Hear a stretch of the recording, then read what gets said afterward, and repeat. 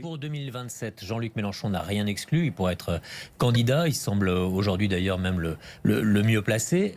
En revanche, c'est la personnalité politique aujourd'hui la plus rejetée de France. Nous luttons contre le racisme. Quand nous dénonçons l'islamophobie, qu'est-ce qu'il y a de dangereux? Et pourquoi vous pour pensez l'unité que de la 7 Français République sur 10 estiment ça?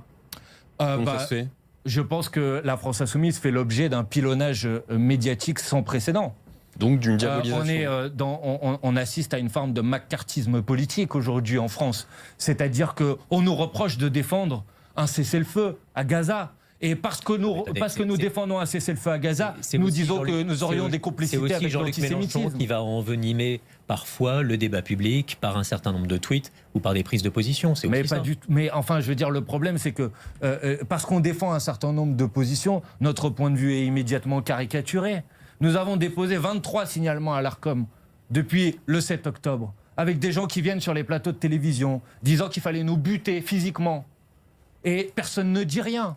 Donc, excusez-moi de vous le dire, forcément, au bout d'un moment, ça contribue à donner une image des idées que nous portons, de la famille politique que nous représentons, qui ne correspond pas à la réalité de ce qu'elle est. Il n'y a rien dans mes propos qui soient des propos de haine ou de mise en cause de la démocratie. Au contraire, je veux une démocratie plus aboutie en France, parce que la Ve République, la monarchie présidentielle dessaisissent la population d'un certain nombre de décisions. Pauline. Il n'y a rien dans mes propos qui contribue à la division du peuple. Au contraire, je lutte contre toutes les formes de division du peuple et je veux l'unité du peuple français autour d'objectifs.